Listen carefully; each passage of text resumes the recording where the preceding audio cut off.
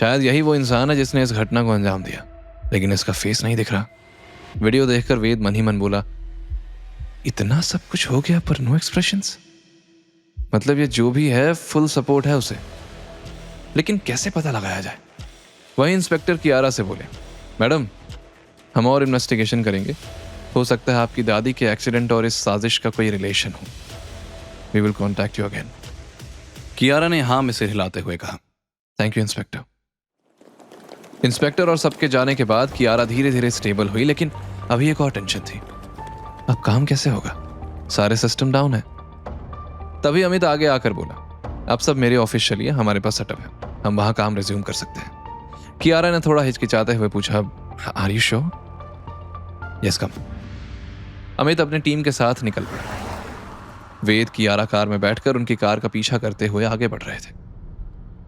Thanks, I mean सच में अगर तुम ना होते तो अब क्या करें, खीरा ककड़ी टमाटर तुम जैसी भी हो, मेरा ही सलाद हो, बचाना ही पड़ेगा ना। ये सुनकर कियारा फिर इरिटेट हो गई। वेद के अजीबोगरीब एग्जाम्पल्स कियारा के सामने उसके किए पर पानी फेरने का काम कर देते थे। कियारा ने मन ही मन सोचा, calm down Kiara, calm down. अगर इसने अच्छा काम नहीं किया होता ना तो इसकी ये उल्टी जुबान निकाल लेती। कुछ ही देर में वो लोग अमित के ऑफिस पहुंचे और जल्द ही पूरी की पूरी टीम कंप्यूटर्स पर काम में लग गई।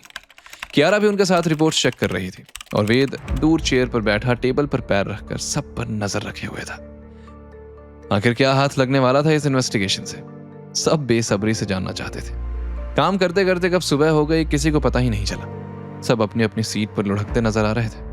तभी अचानक वेद सबके लिए चाय लेकर अंदर आया और बोला, लो भाई लोग और नहीं देवियों, वेद की तड़कती भड़कती चाय आ गई है। सबने चौंक कर उसकी तरफ देखा। सब के सब ठंडे पड़े हो, ऐसे में क्लाइमेक्स कैसे दिखाओगे? ये पियो वेद के हाथों की तड़कती भड़कती चाय।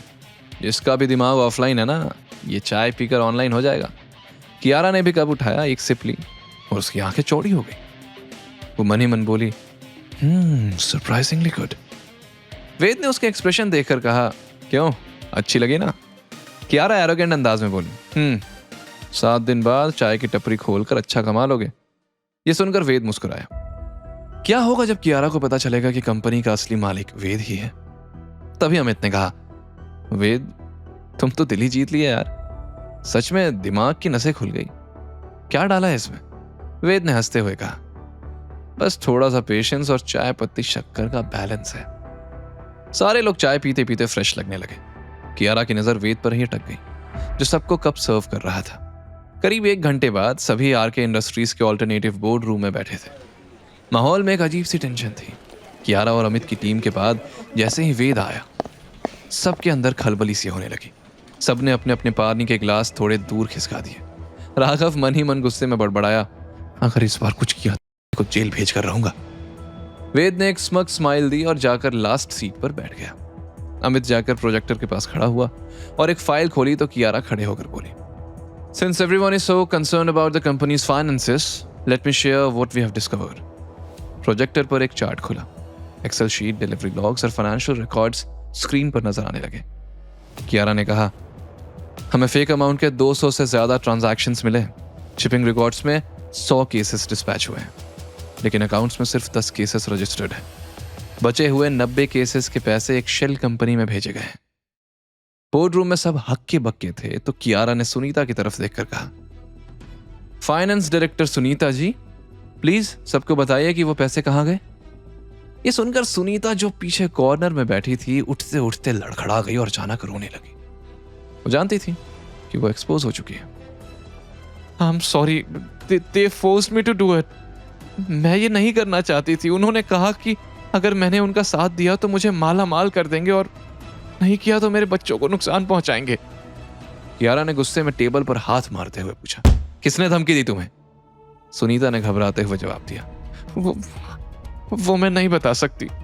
तभी वेद को एक मैसेज आया, जो तुमने मांगा था वो मिल गया, मैं नीचे इंतजार कर रहा हूं। वेद मन ही मन बोला, ये तो बस मोहरा है, असली खिलाड़ी पर्दे के पीछे है और उसे निकालने के लिए एक और गेम खेलना पड़ेगा। वेद तुरंत उठकर बाहर निकल गया तो कियारा हैरान हो गई कि इतने इंपॉर्टेंट मोमेंट पर यह मीटिंग छोड़कर क्यों जा रहा है। क्या असली धोखेबाज कोई और ही है? कौन कौन इस साजिश में शामिल है? वेद का अगला कदम क्या होगा? किसका मैसेज आया था उसे और वो बाहर किस लिए गया? कैसे एक्सपोज करेगा वेद असली खिलाड़ी को? आगे की कहानी जानने के लिए देखें अगला एपिसोड सिर्फ पॉकेट एफएम के यूट्यूब चैनल पर, और के फॉर किंग के सारे एपिसोड्स को सुनने के लिए डिस्क्रिप्शन में दी लिंक से डाउनलोड करें पॉकेट एफएम ऐप।